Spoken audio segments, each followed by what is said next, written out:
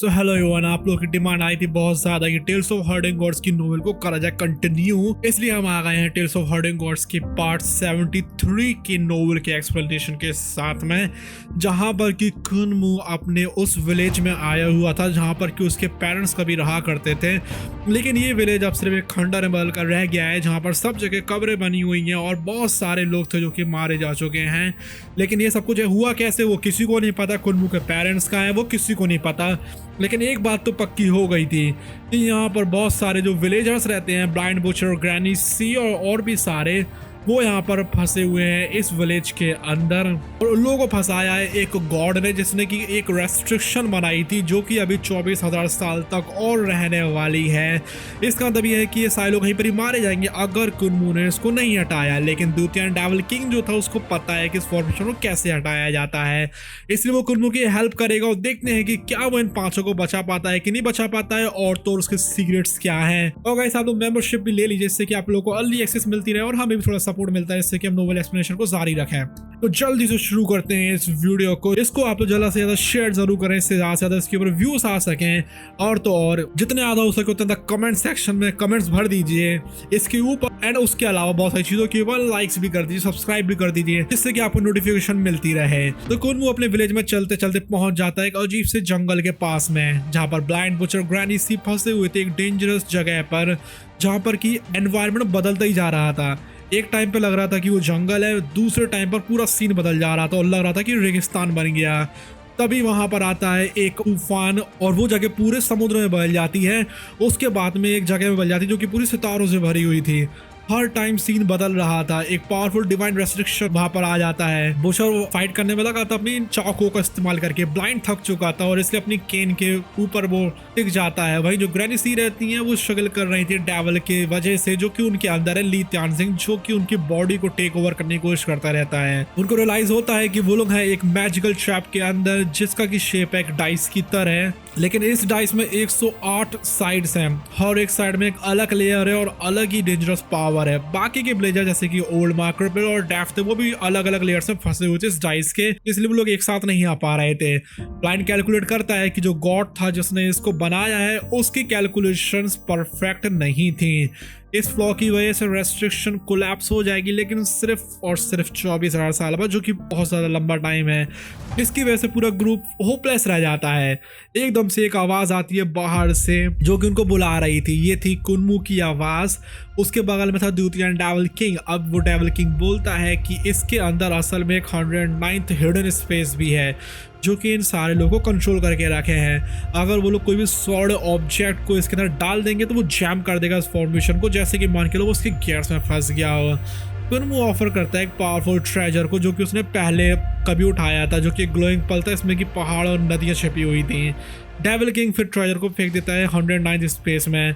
एकदम से वो लेयर्स रहती हैं वो कोलैप्स होने लगती हैं। एक्सप्लोजन थी पावर की, उसके सब कुछ हिला जा रहा था। लेकिन किस्मत से वो टारगेट नहीं करता है ट्रैप ब्लेजर्स को और वो सरवाइव कर जाते हैं। एक एक करके उनको असली दुनिया में बाहर फेंक दिया जाता है और वो जिंदा बाहर आ गए थे। कुनमू वहाँ पर खड़ा हुआ था, उनका इंतजार कर रहा था। उनको एक्सकोल्ड करता है कि तो आप सभी ने ज़्यादा प्रॉब्लम्स क्यों करी हैं और आप लोगों ने मुझे फोर्स कराया ताकि मैं आपको रेस्क्यू करने के लिए आऊँ, इसलिए विलेजर्स एम्बेरस्ड हो गए थे। लेकिन उनको शांति मिलती है। वो सोचते हैं और बातें कर रहे थे कि अभी भी कोई मिसिंग है, जो कि थे एपोथोक्रेसी, विलेज चीफ और बाकी। और उनको ये उम्मीद थी कि जो एपोथोकैरी या विलेज चीफ है वो बाकी लोग सेफ हैं, हालांकि जो म्यूट है उसका पता नहीं था। फाइनली कुनमू बताता है सबको कि अब ज़्यादा घूमना घामना छोड़ो, द्वितीय डेविल किंग के पीछे चलते हैं सेफली हम लोग। एटलस मान जाते हैं, लेकिन उनको एक्सपीरियंस से तो बहुत ज़्यादा डर लगने लगा था क्योंकि गॉड लेवल चीज़ें तो गॉड लेवल की ही होती हैं। द्वितीय डेविल किंग उन ग्रुप को ले जाता है डिसेबल्ड एल्डरली विलेज से पूरी एक अजीब सी दुनिया में। वो लोग जैसे चलते जा रहे थे उनको लग रहा था कि जो विलेज रहता है उसको डिसेबल्ड एल्डरली विलेज कह रहे हैं। खास तौर पे ये चीज़ लग रही थी द्वितीय डेविल किंग को। काफ़ी सारे मेंबर्स जो रहते हैं जो डिसेबल थे अब वो डिसेबल नहीं रहे हैं।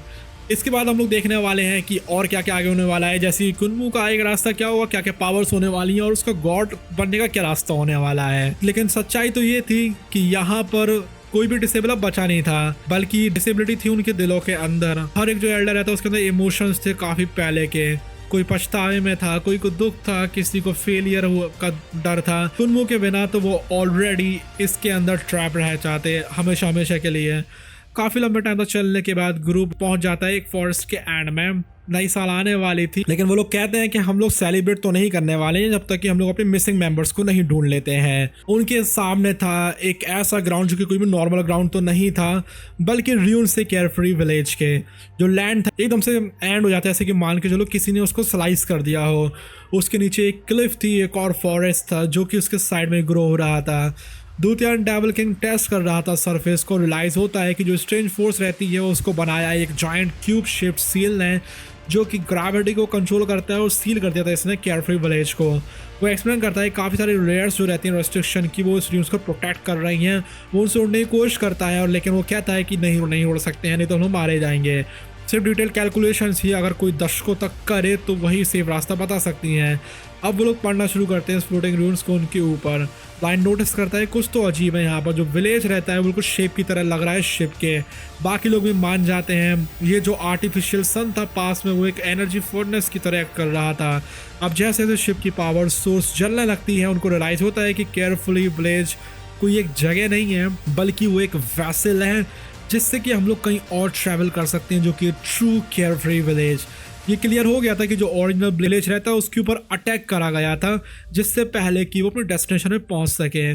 सर्वाइवर्स ने सील कर दिया था बाकी की बची कुछ चीज़ों को और कोशिश कर रहे थे जनरेशंस थे यहाँ से भागने के लिए, लेकिन उनके सिर्फ ट्रेसेस बचे रह जाते हैं। उस मोमेंट पर एक सिल्वर स्ट्रीक मैन जो रहता है वो अपीयर होता है स्काई में। एक सिल्वर कलर की बोट जो रहती है वो उनकी तरफ को आ रही थी डेडली फॉर्मेशन से होते हुए। म्यूट उसको कंट्रोल कर रहा था विलेज चीफ के साथ में, और तो कैरी के साथ में, और यंग पैट्रियार्च भी उसके ऊपर थे। दूतियान ट्रैवल किंग उसको देखकर स्टन रह जाते हैं। जो रास्ता म्यूट ले रहा था वो एग्जैक्ट रूट था जो कि वो सोच रहा था कि वो डिकेड्स लगा सकता है कैलकुलेट करने में, यानी कि जो म्यूट रहता है उसने एक झटके में उसको कैलकुलेट कर लिया। एक बार वो लोग रियूनाइट हो जाते हैं। विलेज चीफ जो रहते हैं कुन्मू के पास में आते हैं और देते हैं उसको कलेक्शन आइटम्स का र्यून्स में, जो कि उनको र्यून्स में मिला था। हर एक पे मार्क था नेम क्विन। वो कुन्मू को बताते हैं कि वो फाइनली उन्होंने डिस्कवर कर लिया ट्रू सरनेम को। सबसे ज़्यादा इंपॉर्टेंट चीज़ तो ये है कि वहाँ पर अभी भी उम्मीद बाकी है कि उसके जो फैमिली मेंबर्स रहते हैं वो अभी भी जिंदा हैं। अब विलेज में वापस आने के बाद कुन्मू एंटर करता है हाउस में जहाँ पर कि उसने कभी बेबी शर्ट को ढूंढा था जिसके ऊपर कैरेक्टर क्विन लिखा हुआ था। अब वो शांत हो गया तो उसको एग्जामिन करता है केयरफुली, रियलाइज करता है कि जो हैंड राइटिंग रहती है वो पहले से थोड़ी सी डिफरेंट जो कि उसको र्यूनशिप में मिली थी। इसका मतलब ये है कि जो शर्ट रहती है वो डायरेक्टली उसी फैमिली से बिलोंग नहीं करती है, लेकिन वो उसको अभी भी उम्मीद दे रही थी। उसी दौरान बाकी जो लोग रहते हैं वो गैदर हो जाते हैं विलेज चीफ के अराउंड, और जो यंग पैट्रियार्च रहते हैं पूछते हैं कि उन्होंने मिस्टर शिप के ऊपर क्या देखा है। विलेज चीफ एक्सप्लेन करते हैं कि उन्होंने सिर्फ और सिर्फ जो आउटर एरिया रहता है उसको एक्सप्लोर किया था क्योंकि वो बहुत ज़्यादा डेंजरस था। सब लोग क्वेश्चन करते हैं म्यूट को कि उसने कैसे इतना ज़्यादा सेफ रास्ते को ढूंढ लिया था, जो कि दूतियान डेविल किंग भी कह रहा था कि उसको दशक लग जाएंगे इसको कैलकुलेट करने में। म्यूट और स्माइल करता है और एक्सप्लेन करने से मना कर देता है और सब यहाँ पर कन्फ्यूज रह जाते हैं। लाइफ जो रहती है स्लोली करके काम हो जाती है। ड्रैगन कुलिंग अपने यंग पैट्रियार्च के पास में चला जाता है जिनको थोड़ी सी चिड़ हो रही थी उससे। ब्रायन कंटिन्यू रखता है पूछना दूतियान डेविल किंग से अलजेब्रा के बारे में। वहीं जो एपो तो कैरी रहता है वो अपनी इंजरीज को चेक करता है। कुन्मू रिटर्न कर जाता है हाउस में क्वाइटली बैठने के लिए और उसको शांति महसूस हो रही थी। म्यूट भी उनको ज्वाइन कर लेता है और जेंटली उसकी बेबी क्लॉथिंग को अपने हाथ में पकड़ लेता है। वो सॉफ्टली कुन्मू से कहता है कि अब टाइम हो चुका है कि हम लोग चले जाएं यहाँ से। ग्रुप उस सील्ड एरिया को छोड़ देता है। जिस टाइम पर लोग बैरियर से बाहर आते हैं सब कुछ वैनिश हो गया था। जो बड़ी सी शिप थी, क्यूब सील थे और र्यून्स थे, अब सिर्फ और सिर्फ वहां पर बचा हुआ था एक शांत भरा फॉरेस्ट।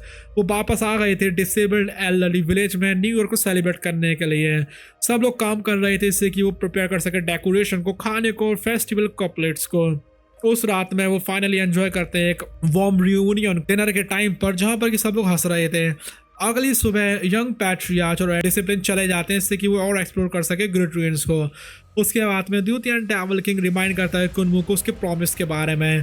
कुन्मू सील को रिमूव कर देता है जो कि उसको बाइंड करके रखे हुए थी और उसको अलाउ करता है जिससे कि वो अपनी खुद की दुनिया में चला जाए। अब जाने से पहले डेविल किंग कहता है कि उनकी जो दुनिया रहती है कुछ ज़्यादा ही डिफरेंट है और वो लोग शायद अब कभी भी नहीं मिलेंगे। हालांकि जो कुन्मू रहता है वो थोड़ा सा मुस्कुराता है, उसको भी नहीं पता थी कि फ्यूचर में क्या होने वाला है। आगे चलकर जो विलेज चीफ रहता है वो कुनमू को बुलाते हैं। वो कुनमू को एक शीशा देते हैं जिसके ऊपर एक मैप था, जिससे कि वो अपने खुद के गांव को ढूंढ सके। उसको वार्निंग देते हैं कि इसको खोलना नहीं, क्योंकि रास्ता कुछ ज़्यादा ही डेंजरस है। जब तुम पावरफुल हो जाओगे तब खोलना। कुनमू जो रहता है रिस्पेक्टफुली नील डाउन करता है उनके सामने। फाइनली विलेज चीफ अनाउंस करते हैं कि जो कुनमू रहता है वो इनहेरिट करेगा उनके रोल को और नेक्स्ट ह्यूमन एम्परर बन जाएगा, जो कि होगा प्रोटेक्टर इंसानियत का। कुनमू शॉक रह गया था इस टाइम पे विलेज चीफ ऐसा कहते हैं। जो टाइटल रहता है वो उसको थोड़ा सा अजीब सा लग रहा था, क्योंकि जो दुनिया रहती है उसके ऊपर ऑलरेडी तो सारे रूलर्स थे और पावरफुल सेक्ट्स थे, तो उसको नहीं पता थी ये बात कि असल में ह्यूमन एम्परर का काम क्या है। फिर विलेज चीफ उसको समझाते हैं कि जो ह्यूमन एम्परर रहता है वो कोई रूलर नहीं है जिसके पास आर्मी ऑथोरिटीज होती हैं, बल्कि वो एक रिस्पॉन्सिबिलिटी होती है और एक विश्वास होता है, कोई ऐसा जो कि इंसानों को बचाएगा गॉड से और शैतानों से, और ये चीज़ पक्की करेगा कि हर एक जो बंदा रहता है और जो राज्य रहता है और राजा रहता है वो सही तरीके से राज करेगा और उसी के ऊपर राज करेगा जो कि असल में उनको बिलोंग करता है। वो कहता है कि ह्यूमन एम्परर सिंबलाइज करता है इंसाफ को और सही रास्ते को। ये कहने के बाद विलेज चीफ पूछते हैं कुनमू से कि एक छोटे से ब्लैक आयरन सील को फैच कर लेना बैट के नीचे। वो जो सील थी वो सिंबल थी ह्यूमन एम्परर का। कुनमू अभी एक्साइटेड नहीं था और यहाँ तक कि मना भी कर देता है। वो कहता है कि जो टाइटल रहता है उसके लिए उससे उसको कोई भी फायदा नहीं होने वाला है और बल्कि उसको ज़्यादा काम ही करना पड़ेगा। एपो तो कैरी ट्राई करता है उस आर्ग्यूमेंट को रोकने के लिए। भाई विलेज चीफ रहते हैं उनको गुस्सा आ जाती है, इमोशनल हो जाते हैं। एंड में कुनमू रिलक्टेंटली एक्सेप्ट कर लेता है इस सील को और बन जाता है नया ह्यूमन एम्परर। विलेज चीफ फिर एक्सप्लेन करते हैं उनके मिशन को क्लियरली। अगर गॉड्स और डेविल जो रहते हैं ह्यूमन मैटर्स में आकर इंटरफेयर करेंगे, जो ह्यूमन एम्परर रहते हैं वो अपने हाथों को काट लेंगे। यहाँ तक कि अगर वो इंसानों के ऊपर राज करने की कोशिश करेंगे तो ह्यूमन एम्परर जो रहता है वो उनके सिरों को भी काट देगा। फ्यूचर में जिस टाइम में कुनमू स्ट्रॉन्ग बन जाएगा उसकी ड्यूटी होगी कि वो चैलेंज करेगा हेवन को भी। तो वो ट्राई करता है इस चीज़ से भागने के लिए। इस टाइम में सुनाई देता है कि ये ड्यूटी कितनी ज़्यादा डेंजरस है, लेकिन विलेज चीफ उसको पकड़ लेता है वाइडल क्यू के साथ में, उसको पीछे ले आता है। ग्रैनी सी भी खुश होकर देख रही थी, उनको लग रहा था कि कुनमू एक्साइटेड है, बल्कि असल में वो तो हेल्प के लिए बुला रहा था। कुनमू एक्सेप्ट कर लेता है अपनी किस्मत को। विलेज चीफ उसको बताते हैं कि तुम अपनी स्वॉर्ड स्किल डिमॉन्स्ट्रेट करो, जो कि उसने प्रैक्टिस करी है, जो इसका नाम है sword threading mountains and rivers. कुनमू उसको परफॉर्म करता है लेकिन अपनी ओरिजिनल टेक्निक को नहीं चेंज करता है, लेकिन उसने अपनी ओरिजिनल टेक्निक को चेंज कर दिया था स्किल्स को कंबाइन करके, जो कि उसने इटर्नल पीस इंपीरियल प्रीसेप्ट और डेफ्स की पेंटिंग स्टाइल से सीखा था। विलेज चीफ इंप्रेस हो गए थे देखकर। वो कहते हैं कि चलो मैं तुमसे लड़ाई करूंगा। अगर कुनमू डिफीट कर सकेगा विलेज चीफ को तो उसको ह्यूमन एम्परर नहीं बनना पड़ेगा। कुनमू अटैक करता है कॉन्फिडेंटली, ट्रांसफॉर्म करता है अपनी वाइटल क्यू को और अनलीश करता है अपनी इम्प्रूव शॉर्ट स्ट्राइक को, लेकिन हर बार विलेज चीफ उसको आराम से डिफीट कर देता है और उसको उड़ाकर फेंक देता है अलग अलग घरों में। और कुछ पहाड़ों की पेंटिंग भी वो बनाता है जो कि सच में सामने आ जाते हैं, और कुछ नदियों को भी वो बना देता है। भले कुनमू को दर्द हो रहा था लेकिन वो हार नहीं मानता है। हर बार वो उठता है, अपने आप को हील करता है और इम्प्रूव करता है अपने स्वॉर्ड मूव को, जिससे कि विलेज चीफ को फिर से कर सके चैलेंज।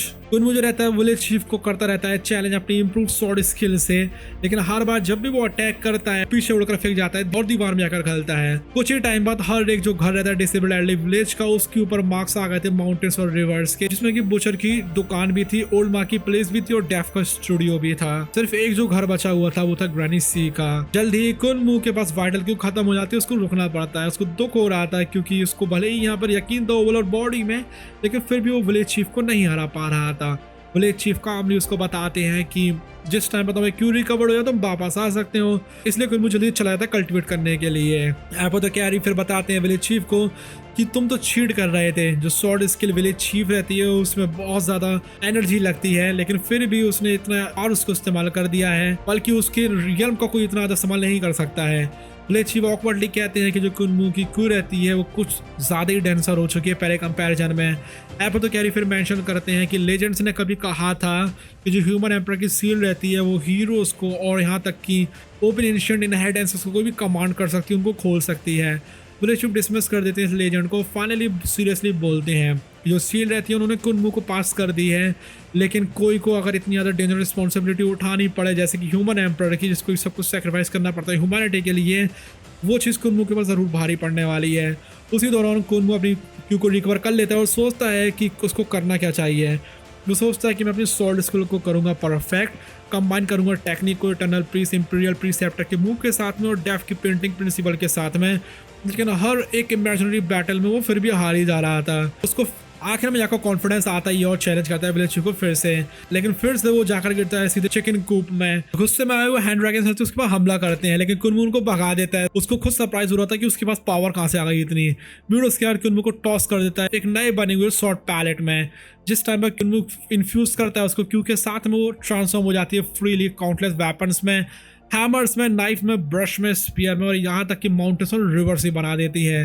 कुनमू को वो चीज़ बहुत पसंद आती है, लेकिन वो उसको फाइट में इस्तेमाल नहीं करने वाला था क्योंकि जो विलेज चीफ रहते हैं वो कोई वेपन का इस्तेमाल नहीं कर रहे थे। कुनमू प्रैक्टिस करता रहता है, बार बार इंप्रूव करता जा रहा था, लेकिन फिर भी वो नहीं जीत पा रहा था। फाइनली उसको रियलाइज होती है सच्चाई कि वो जीत नहीं सकता है विलेज चीफ को कॉपी करके। उसको अपनी खुद के बनाए हुए शॉर्ट पाथ पर चलना पड़ेगा। एक अलग शॉर्ट मूव का इस्तेमाल करता है, इसलिए वो जिसका नाम था sunsets on surging river. Finally वो मास्टरी दिखाता है टेक्निक से ज़्यादा। रिस्पेक्ट के साथ में वो विलेज चीफ के साथ में नील करने लगता है और फॉर्मली एक्सेप्ट करता है कि यस ठीक है, जैसा आप कहें मैं ह्यूमन एम्पर बनने के लिए तैयार हूँ। विलेज चीफ स्माइल करते हैं और फाइनली सेटिस्फाई हो जाते हैं। सारे लोग जो रहते हैं डिसेबल्ड एल्डरली विलेज में वो आते हैं कुनमू से सेलिब्रेशन करने के लिए, क्योंकि वो बन गया था ह्यूमन एम्पर का सक्सेसर। और विलेज चीफ फाइनली किसी को दे पा रहे थे अपनी लेगेसी को। लेकिन कुछ भी क्यों कुनमू को अभी भी खुशी महसूस नहीं हो रही थी इस रिस्पॉन्सिबिलिटी के लिए। विलेज चीफ भी खुश नहीं थे म्यूट के साथ में कि उसने पहले इतनी ज़्यादा प्रॉब्लम्स करी थी। अब चीजें जिस टाइम पर शांत हो जाती है, कुनमू कंटिन्यू करता है शॉर्ट स्किल को सीखना विलेज चीफ से। जो शॉर्ट टेक्निक रहती है वो पार्ट थी सेट की, इसका बोला जाता है शॉर्ट पिक्चर, जो कि विलेज चीफ ने खुद बनाया था। जो पहली टेक्निक थी इसका नाम था short trading mountains and reverse, वो ऑलरेडी काफी तो मुश्किल थी सीखना, लेकिन वो सबसे ज्यादा सिंपलेस्ट मूव था अभी तक का। सेकंड टेक्निक का नाम था सॉर्ड ऑफ फाउंडिंग एम्परर, जो कि काफी तो मुश्किल थी और कुनमू को 20 दिन लग जाते हैं इस चीज को सीखने में। भले ही उसकी एक्सपीरियंस इंक्रीज हो गया था और कॉम्प्रिहेंशन इंक्रीज था, फिर भी। तीसरी टेक्निक का नाम था calamity of the apex emperor, जो कि इतनी ज़्यादा मुश्किल थी कुनमू उसको समझ ही नहीं पा रहा था। उसकी नॉलेज सिंपली इनफ नहीं थी। कुनमू लेकिन जैसे जैसे सारी चीज़ों को सीखता जा रहा है वो बहुत पावरफुल होता जा रहा है। विलेज चीफ एक्सप्लेन करते हैं कि सिर्फ 8 ही मूव हैं और हर एक रियल्म के लिए कल्टीवेशन के। कुनमू अपने रियल्म को काउंट करता है और रियलाइज करता है कि जो एर्थ रहता है वो गॉड लेवल को अचीव करने के बाद ही उसको मिलेगा, जो कि उसको शॉक कर देता है। इस टाइम में कुनमू प्रैक्टिस कर रहा था प्रेशर को हटाने के लिए, जो कि उसको विलेज चीफ के साथ में लड़ाई करने में आ रहा था। वो ट्रेन करता है बाकी स्किल्स को बाकी एल्डर्स के साथ में, जिस टाइम पर वो छोटा था उस टाइम के जैसे ही। उसको मेडिसिन के बारे में पता लगता है, फोर्जिंग के बारे में, फिस्ट स्किल्स के बारे में, पेंटिंग नाइफ टेक्निक्स के बारे में और भी चीज़ों के बारे में। लाइफ जो रहती है काफ़ी ज़्यादा थकान से भरी हुई थी, लेकिन काफ़ी ज़्यादा भरी हुई थी। एक दिन जो क्योस रहती है इरप्ट होती है, इस समय ग्रैनीसी का जो हार्ट डेवल रहता है अवेकन हो जाता है। उनकी तो दूसरी पर्सनैलिटी रहती है कल्ट मास्टर ली की, जो कि ब्यूटीफुल लेकिन डेंजरस डीमन था, वो उसकी बॉडी को लेने के लिए आ जाता है। जिस टाइम पर वो उठती हैं वो फुली ड्रेस्ड हो चुकी थी और काफ़ी ज़्यादा सुंदर लग रही थी।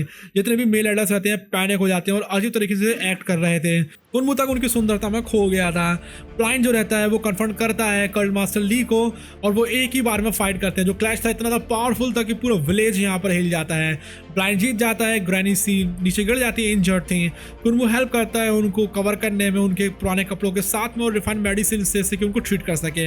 एल्डर्स को रियलाइज होता है डेंजर कुछ ज़्यादा खतरनाक होता जा रहा है। कल्ट मास्टर ली जो रहते हैं कुछ ज़्यादा स्ट्रॉन्ग हो रहे हैं और एक दिन पूरी तरीके से ग्रैनी की बॉडी को ले लेंगे। अगर ऐसा हुआ विलेज के बाहर तो वो डिस्ट्रक्शन ऐसे मचा सकती हैं जिसकी कोई हद नहीं।